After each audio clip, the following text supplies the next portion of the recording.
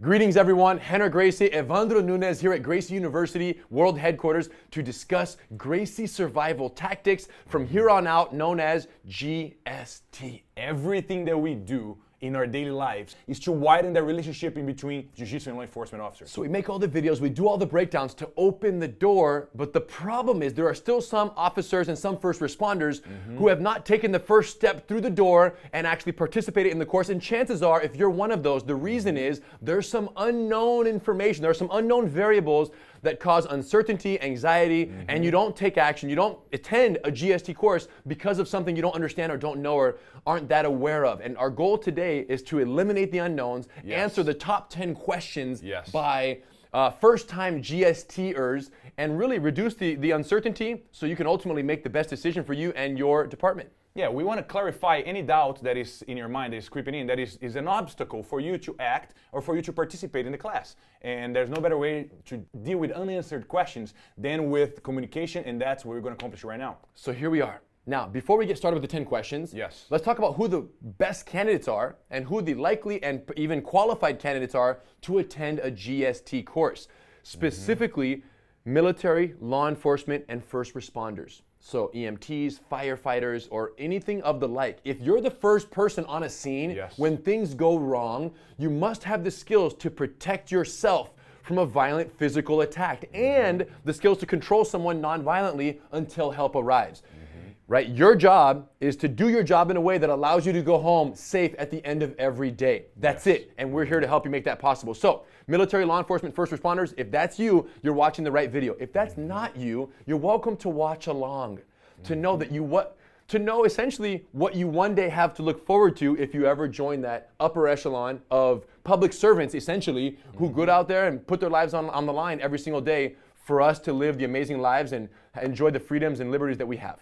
All right, question number one that we get from people either in the GST course at their first day or before they even attend. What's the difference between GST, right, a jiu-jitsu based law enforcement defensive tactics course, and regular Brazilian jiu-jitsu? What is the difference? If I just do BJJ, aren't I accomplishing the same thing? And the question is, what is your experience or your perception of what Brazilian Jiu-Jitsu actually is? Because it's fair to say that there's some ramifications of the same martial art. So the main difference for me to tell you guys is that the Gracie survival tactics will be focused on control, weapon retention, handcuffing techniques, some techniques with distance management regarding punches and strikes in a street fight, which depending on the branch of Brazilian Jiu-Jitsu that you find yourself in, chances are that you might not be covering those techniques. Good chance. And here's the reality. We started teaching law enforcement 25 years ago. My father, my uncles, and when we first began, this is what we did. We taught jiu-jitsu to law enforcement. Regular, as if they were regular civilian students. Over the years, we got so much feedback and so many requests. Hey, but in this submission right here, what if I want to transition into handcuffing? Or in this position, what if they go for my gun? And in the beginning, we kind of shunned it off, like, no, but that's not jiu-jitsu. We don't just, this is jiu-jitsu, and a cop who knows jiu-jitsu is better off than a cop who doesn't. It was kind of a blanket statement. But little by little, 25 years of interacting closely with law enforcement does something to you. And finally, and I would say realistically, the major breakthrough was about 12 years ago when we finally said, we don't teach jiu-jitsu to law enforcement.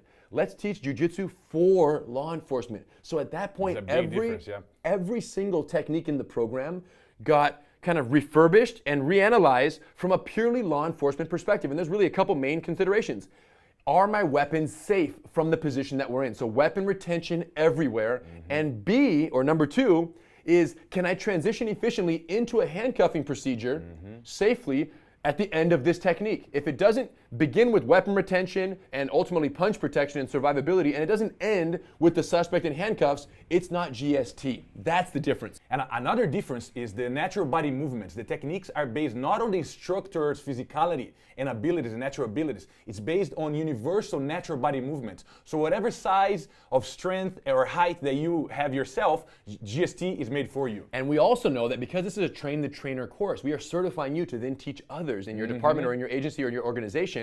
Because it's a train the trainer course, we know that what works for your body, my body, or even your body when you attend the course isn't necessarily the end user of these techniques. So all that's taken into consideration. So when it comes to GST versus BJJ, Jiu-Jitsu is a great sport and a great self-defense system, but it's not modified for law enforcement. This is so true that Many of the attendees we have at these courses have no experience grappling, and they do great and they love it. We'll talk about that in a second.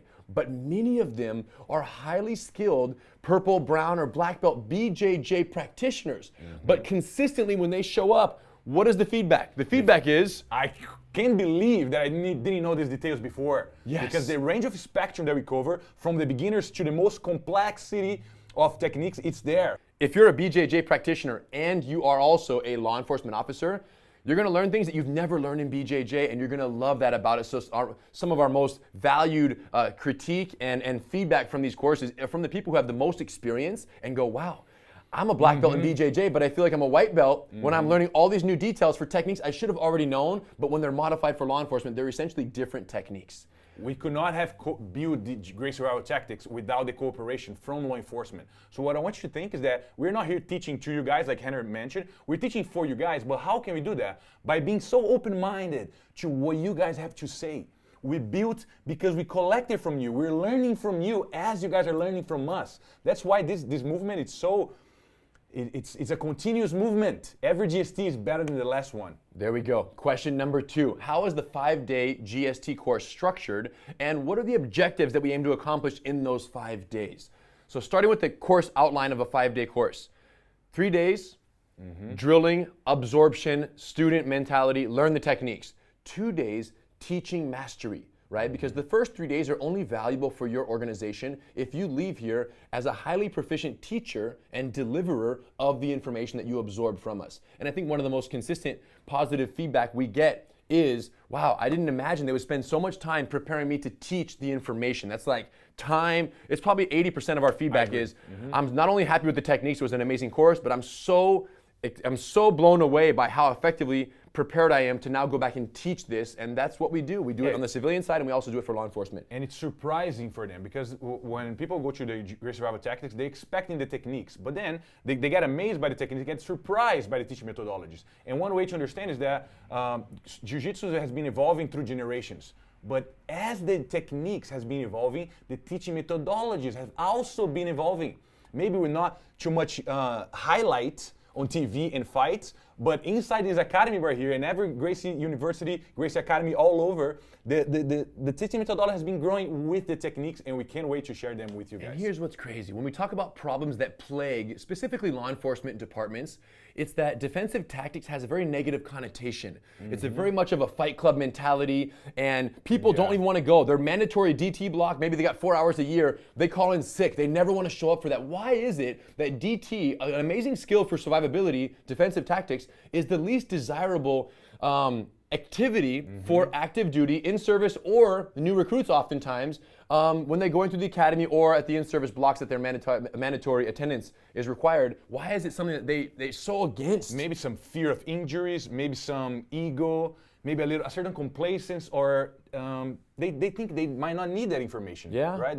But there's certainly, I think that what happens is over time, essentially an expectation is established, right? And a norm is established. And if the norm for defensive tactics is you show up to class, there's a ego-driven instructor who says, hey, bow to your master and do this and do that, and you guys suck, and here, go over here, and you punch him in the face, and if you can't survive, what's wrong with you? And it's a very negative environment, then people aren't gonna go to defensive tactics no matter what you're teaching. So besides giving you the most reliable, the most sound survival tactics, techniques, and course existing right now, our main objective is to change the culture surrounding defensive tactics in your departments. Let's put it that way. We lost all the students already because we didn't know those. We've made all the mistakes. We made all the mistakes, so you guys don't have to do them anymore. And how do we know that we qualify here at Gracie University to teach you guys how to teach and how to administer an inclusive, encouraging, effective, fun, positive training environment? How did we know we're the ones that qualify to do that? Because every single day, we're certifying and we're guiding and we're leading and coaching schools all over the world, civilian martial arts certified training centers. That's what we do. That's our everyday job. We have 165 locations worldwide that are successful for-profit commercial schools of jiu-jitsu. And if we can teach people how to teach jiu-jitsu so effectively that other people are going to pay their hard-earned money to go learn jiu-jitsu from one of our certified instructors, we can certainly teach you guys how to become such amazing instructors that people in your departments, your colleagues, will eagerly attend the defensive tactics courses that you put on in your course. Does this make sense? Yes. If we can teach people to do it for money, we can certainly teach you to give it away for free and do so in a way so spectacular that literally defensive tactics, the culture around it goes from the least favorable activity to their most exciting thing that they get as a perk of being an officer or an agent at your organization or department. This is so important, you guys. So that's why we spend so much time giving the officers 3 days techniques, 2 days teaching, because we want to make sure you leave here as good a teacher as civilian martial arts instructors who are doing this to make a living in the civilian sector. Question number 3. What if I have no previous grappling experience? Well, guess what? You came to the right course. Because what's interesting is tacking on to this idea of civilian schools, the reason why certified training centers, Grace University, thousands of students all over the world training at our certified training, is one reason. We know how to teach and protect the beginners. So we've created GST in the exact same spirit. If the course is not fun, encouraging, and effective for people with no previous experience, then we're wasting our time. You are the target audience. What we can guarantee to you is that we're going to create an environment that's safe for you. Not only physically safe, but safe in the speed that we move. And the techniques will be displayed in a way that is digestible to you. We don't want to overwhelm students that are beginners that never trained jiu-jitsu before. Like Henner mentioned, it's made so much for you that you see that every time they raise their hand for a question, it's so welcoming. I want to know what you're thinking. I want to know how I can serve and help you. And that's what we're going to accomplish during the GST week. Question number 4, is GST legally and medically reviewed? We're proud to say that it is. Over the years, we've had many medical professionals and attorneys attend the actual GST course. They're on the mat doing the techniques with the law enforcement officers, but we specifically asked them to scrutinize the course from both a safety perspective and a best practices perspective as it pertains to law enforcement. If you'd like to have a copy of the reports that they've generated, we can provide those for you, no problem. Question number 5. What is the difference between GST Level 1 and GST Level 2? And what I have to tell you is this: independence versus interdependence. Love that. Well, here's the bottom line. In the beginning, there was only one, GST Level 1 for 15 years. Finally, we started getting so many little requests for situations, scenarios, what-if contingencies that weren't addressed in Level 1, but we weren't willing to sacrifice Level 1 techniques to introduce these other what-if scenarios. So after we got enough of those 10, 15 what-ifs, we finally said, man, it's time for Level 2.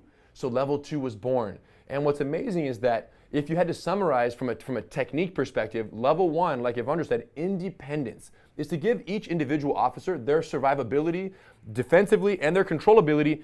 If they're operating solo, can they defend themselves and control the suspect effectively, right? Yes, and the Level 2 will be techniques regarding 2 officers helping each other. Could be 2-man takedown, 2 officers arresting procedures, vehicle extraction, even weapon retention standing up. There's many techniques in which 2 officers will work together. And the breakthrough is that one officer can only help another officer. One person can only help another person if they know how to help themselves first.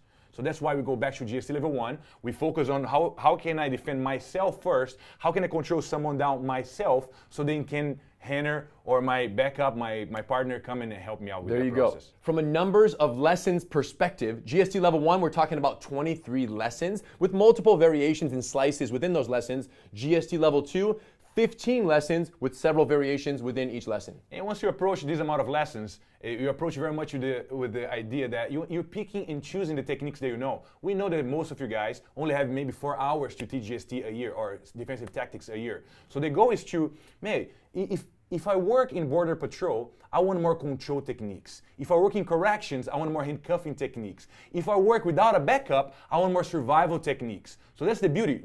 Ultimately, you have 38 techniques to pick and choose from to what serve the best, the techniques they already have in your department, or to what will best serve your officers. So that's the best way to look at it. GST is a buffet. You're going to come to Level 1, hopefully Level 2 eventually, and now you have 38 techniques to pick and choose from to fill the voids when it comes to defensive tactics in your department. Which leads us to the question number 6. How long will the certification last and what are the benefits? There you go. Certification for Level 1, 18-month certification period. Certification for Level 2, 24-month certification period. And what are the benefits of holding a valid certificate? Start at the top. If you have a valid certificate at the department and there's a use of force incident or a case where you need an expert witness to come in and testify on the department's behalf, we'll be available to do that for the department so long as there is an active certificate bearer in the department. Another benefit is the online classes. You're going to have access to every technique that you learn in the course.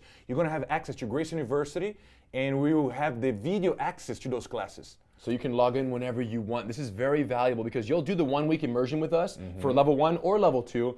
And then 3 months later, you're teaching a DT course and you're gonna basically show 4 of the techniques, 5 of the techniques. It helps a lot to be able to log in and watch the actual demonstrations by Hidon, Evandro, myself. You watch the actual presentations and you'll be able to see all the details that may have perished over that much time lapsed since you did the actual course, and you'll be fresh. It'll all come back to you. You get on stage and you go. So the online access corresponds with your certification period. You can reach out for GST support as well. Any questions regarding anything, we are here to help you. Another important thing to know is once you've done a level 2 GST course, that counts as your level 1 recert. So when you talk about ongoing commitment and even the expenses, right, when it comes to a budgetary consideration, level 2 is all you have to do once you're done with level 1 and you've participated in level 2. You come to level 2 every 2 years, and that's your reoccurring training because it serves as your level 1 and your level 2 recert for subsequent years. And the other benefit is once you've done level 2, you can do level 1 for free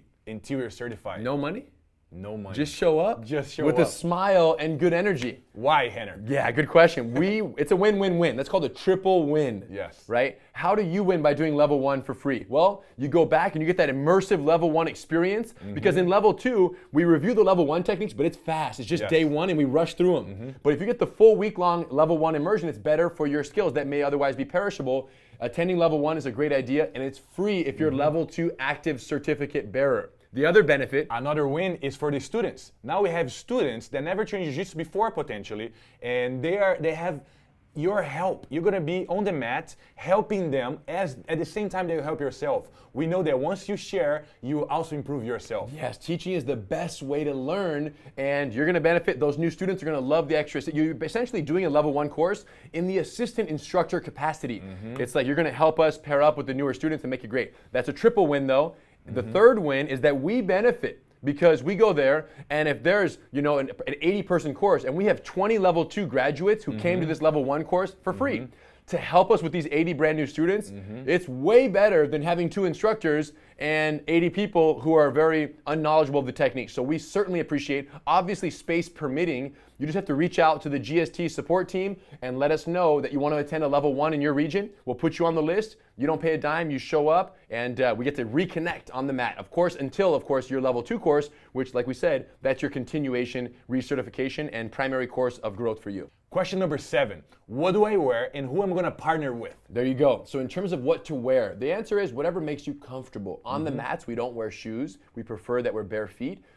For sanitary reasons and for safety reasons and learning the techniques. But in terms of what you actually wear, rash guard, t-shirt, fight shorts, spats, BDU, BDU pants, six pocket pants, gi pants. For the first several days of the course where we don't utilize the duty belt, you can wear anything comfortable. Now, typically, towards the end of the week, both in level 1 and in level 2, we're going to let you know, hey, now it's time to bring your duty belt, right? Your duty belt and your training firearm if you carry one on the job, right? If you carry a firearm. Now, obviously, if you're a firefighter and you don't have a gun or anything, or you're an EMT or any other first responder, you don't need to worry about any of this. Just come comfortable and you're good to go. But we want you to bring, right, whatever equipment you're wearing on the job, we want you to bring that specifically when it comes to your weapon so we can practice weapon retention in a realistic fashion. Let's say you work in the jails and all you carry is pepper spray, then bring an inert can of pepper spray and your pepper spray holder and your duty belt there, and you can wear that so we can practice weapon retention for that in the course as well. If you're a detective and you carry a little standalone holster, you want to bring that as well. Whatever you work with, bring it. Just make sure you bring a training firearm, no live weapons in the training facility at all, or sharp objects ever. So bring a training firearm that fits the mold of your holster so you can practice the weapon retention in the safe manner possible. Now, for those days where you're actually going to bring your duty belt, especially law enforcement, Sam Brown, we ideally want you to wear, BDU pants or 6-pocket pants, so you can, you have your inner belt, and then you have your keepers that can attach it, and everything's dialed in 100%. So this actually holds. Otherwise, you throw this on your, your fight shorts or your gi pants, it's spinning around your waist. It's not fun when someone grabs onto this and this is moving around. It's not realistic or productive practice. So that is towards the end of the week. Yes. But in the beginning, first 2-3 days, you can typically wear whatever makes you comfortable. And then when you get to the course, the instructor will let you know which days specifically we need you to bring your duty belt, your training weapon, and then of course the appropriate pants to help those stay in place most effectively. In terms of partnership, our main goal is to partner someone that has no grappling experience with someone a little more advanced. So that will be the priority for partnerships. Sometimes you can expect to stay with your partner, maybe you're bringing someone from your department that you guys are learning together, or even making new friends. We shuffle those partnerships, we shuffle the body types, so you can know that the technique will work against someone your size, against someone bigger, against someone smaller. So that's the overall vibe. Someone more experienced than you, so you guys can share information in different body types and different people, different friends. Yeah, the key is collaborations, right? Because so many attendees have some grappling experience, right? Let's just say 50% on average have done jiu-jitsu somewhere else. 50% of a course have zero experience, and it's in our benefit that we pair them up accordingly, so the people who have more knowledge can kind of serve as a more teacher role, and the people who are newer can get someone essentially one-on-one guiding their movements and giving them positive encouragement and corrections. And the spirit is nothing but collaboration 100%. That's all you need to know is we're gonna take care of you. Yes. Question number 8, how do we qualify to teach law enforcement if we ourselves are not law enforcement officers?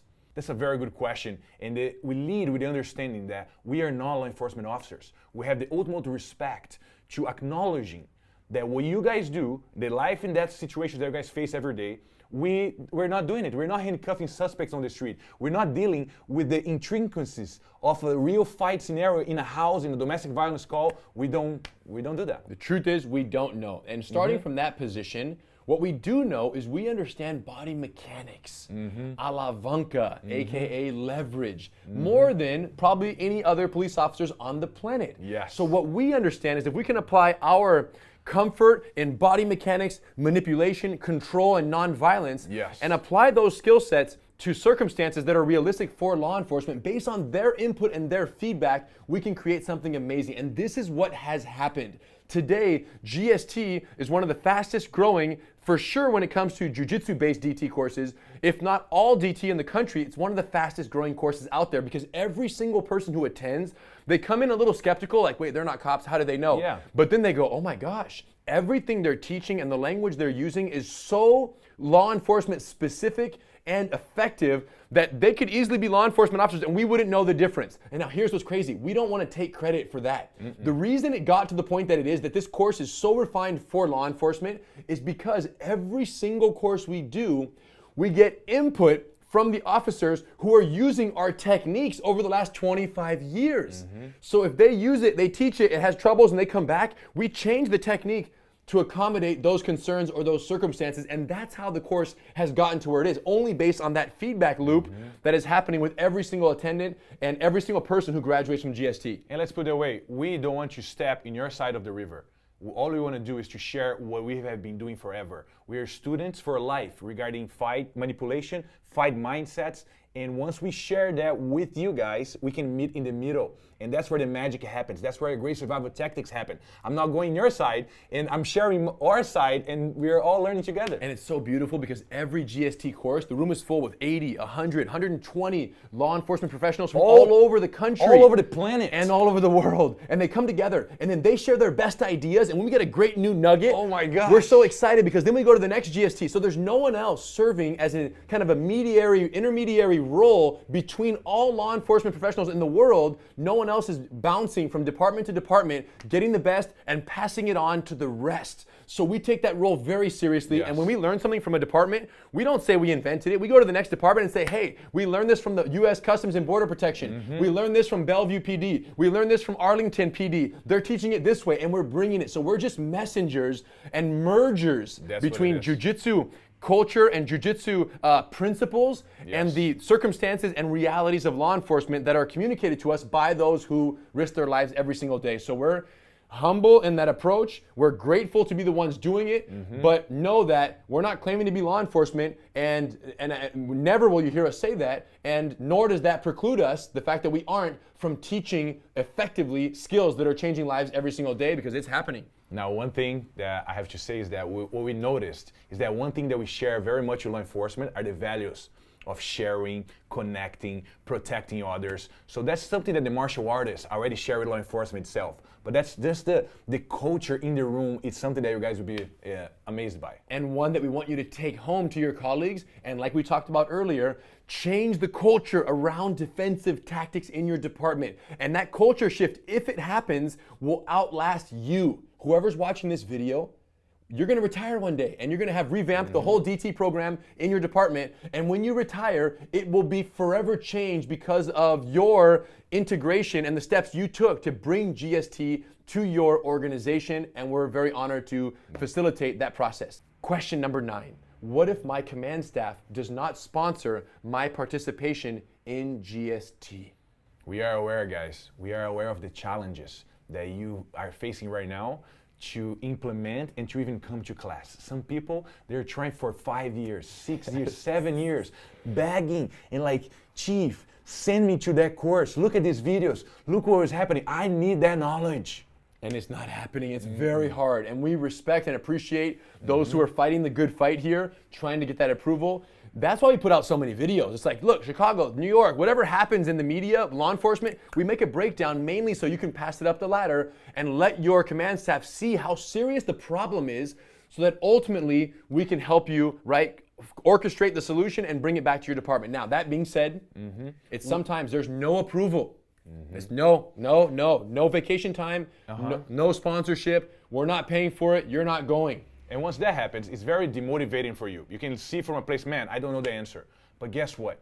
The challenge that you're facing right now, chances are that we already faced, or other departments already faced before you. So our job is to share how other people before us overcame challenges that you are facing right now. Yes. So the answer is out there. It's just a matter of finding it. And we do have the material to share with you guys. Yes, and long story short, when it comes to coming to the course, if you're not getting sponsored or they're not wanting to pay for your participation in GST, what many officers have done from all over the world is they attend it. They take their own vacation time, they get to a GST course, they attend the course, they do the whole thing. Amazing information. Then they go back to their department, right? And they say, hey, chief, hey, training sergeant, can I do a demonstration for you of what I learned, right? Even though they were against it, they can't say, no, you can't show me what you learned. Yeah. Then you go do a beautiful demonstration that we teach you how to do, and you demonstrate to your command staff a few simple techniques. Show the problem, ask what they would solve it with, and then you show your solution, GST variation, and they're gonna go, wow, this is very impressive, very effective. And Chief, can I teach one of these courses as a test to a small focus group of recruits or in service? Can I teach the block, a 4-hour DT block, GST, and just see how they receive it and how it lands for them? Well, I suppose you can do that. And they're gonna love it. And then you're gonna do another one. And before you know it, you're gonna get reviews from the people who did the course with you, and it's gonna build a case for itself. And then eventually you go back to the chief and say, Chief, now that we've fully adopted GST, do you mind retroactively reimbursing me for the course that I did 6 months ago? And this has happened where people get reimbursed. Once the department does adopt it, you just show them the invoice and they take care of it. And I think that's the right thing to do. If the department, right, adopts it, the expense of you learning it should be covered by the department, which has happened. And on top of that, if you're the one paying your own way and it's too expensive and you just can't make it happen, reach out for us. We will find a way together. Money should not be a reason why you don't get exposed to this information. And when it comes to actually implementing it into a department, many departments have such established protocol and defensive tactics programs that even if they do sponsor your participation and the department pays for you to go, once you get back, it's a kind of an uphill battle to get the system integrated into the department and get the proper amount of training time for in-service and in the academy. If that's the challenge, we also have documentation from other defensive tactics coordinators at various departments around the country. We've gotten all the best information and we've procured a document called 9 Steps to Integrating GST at Your Department. We'll provide that to you as well. So it's a very specific plan over several years where gradually you integrate. So by the time you retire one day, you've made lasting change in the department, and the entire defensive tactics program has been overhauled to incorporate the essential principles taught in the GST program. Question number 10. can I host a GST course at my department? Yes. We have several, like 20, 30 or more hubs throughout the country where GSTs happen every single year. And there are incredible benefits to hosting a GST course, and there are certain requirements as well. All you need to know is it's free to host a GST course, and there's no fees charged, and by hosting, your department gets free spots for the hosting agency, right? And we open up the course and people come from all over the country. However, there's a whole page and a separate video discussing the benefits and the requirements to hosting a GST, but the answer is yes, we want you to host so long as there isn't already a GST host, right? A regular hub in your region or territory. So check out gracieuniversity.com/GST host for more information on whether or not that's the right move for you and your relationship with GST. So there you have it, the 10 most asked questions towards GST. Hopefully, these questions solved any doubt that you had, making the process to come to GST easier for you. Now, if your question was not answered in this video, do not hesitate to send us an email or a phone call or anything that we'll do the best that we can to answer that for you. Friends, the reality is the tension between law enforcement and the communities they serve, the general public, has never been so high. And this is largely attributed to the fact that everything a police officer does is now being recorded. So not only does the police officer have to be effective in their uses of force, but they have to be camera friendly. And there is no system, tactic, techniques, or principles that are more camera friendly than those that are taught in the GST program. And by teaching officers the techniques to be safe, survivability, weapon retention, distance management, punch protection, they have greater confidence and they're more at ease when they interact with the public. And in cases where they have to become physical, they can do so with a level of force that is more, although it's justifiable on the department's use of force continuum, it's also acceptable to the public.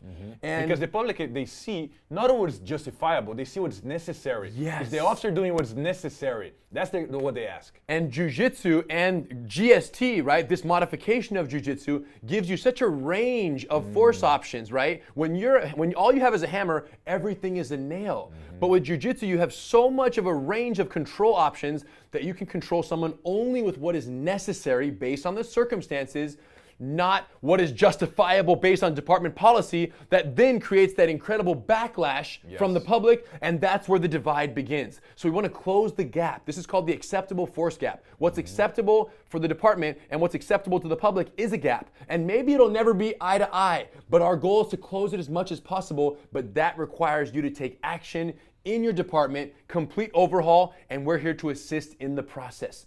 Friends, you know what you have to do. Your questions have been answered. The uncertainties have been eliminated. GST, we'll see you on the mat very soon. We see you.